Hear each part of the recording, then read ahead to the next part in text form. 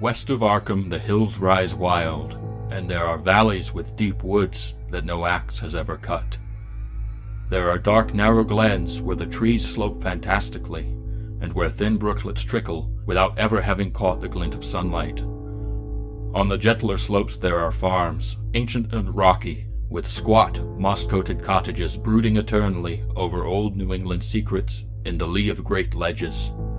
But these are all vacant now, the wide chimneys crumbling, and the shingled sides bulging perilously beneath low gambrel roofs.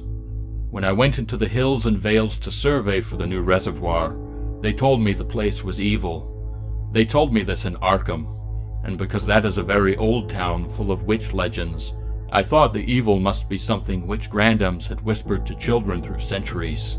The name Blasted Heath seemed to me very odd and theatrical, and I wondered how it had come into the folklore of a Puritan people. Then I saw that dark, westward tangle of glens and slopes for myself, and ceased to wonder at anything besides its own elder mystery.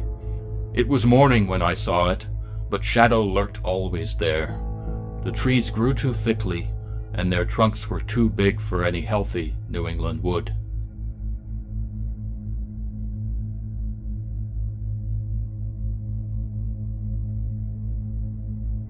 The odor arising from the newly opened depths was intolerable, and at length the quick-eared Hawkins thought he heard a nasty, slopping sound down there. Everyone listened, and everyone was listening still, when it lumbered slobberingly into sight and gropingly squeezed its gelatinous green immensity through the black doorway into the tainted outside air. The awful squid head with writhing feelers came nearly up to the bowsprit of the sturdy yacht, but Johansson drove on relentlessly. There was a bursting as of an exploding bladder, a slushy nastiness as of a cloven sunfish, a stench as of 1,000 open graves, and a sound that the chronicler would not put on paper.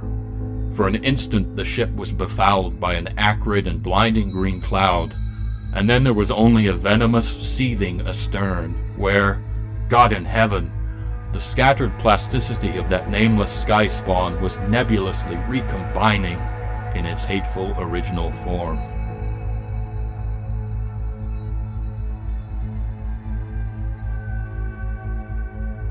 Earl Sawyer now took the telescope and reported the 3 figures as standing on the topmost ridge, virtually level with the altar stone, but at a considerable distance from it.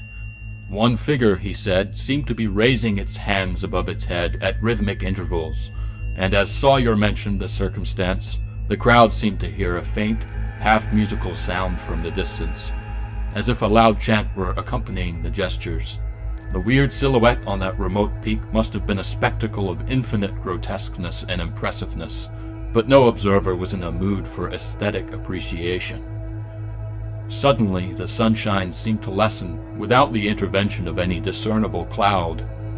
It was a very peculiar phenomenon, and was plainly marked by all. A rumbling sound seemed brewing beneath the hills, mixed strangely with a concordant rumbling which clearly came from the sky. Lightning flashed aloft, and the wondering crowd looked in vain for the portents of storm. The chanting of the men from Arkham now became unmistakable, and Wheeler saw through the glass that they were all raising their arms in the rhythmic incantation.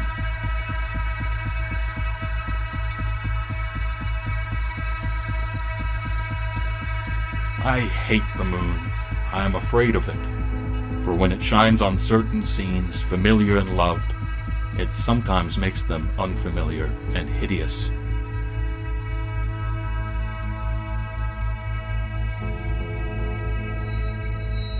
Impelled by some obscure quest, I ascended a rift or cleft in this beetling precipice, noting as I did so the black mouths of many fearsome burrows extending from both walls into the depths of the stony plateau.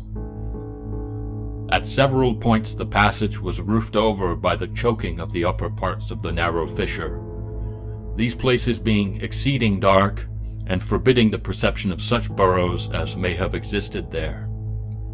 In one such dark space I felt conscious of a singular accession of fright, as if some subtle and bodiless emanation from the abyss were engulfing my spirit, but the blackness was too great for me to perceive the source of my alarm.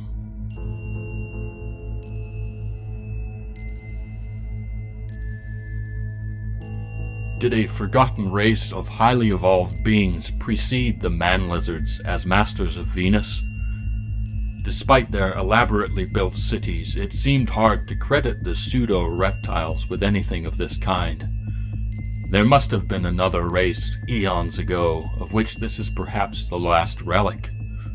Or will other ruins of kindred origin be found by future expeditions? The purpose of such a structure passes all conjecture, but its strange and seemingly non-practical material suggests a religious use.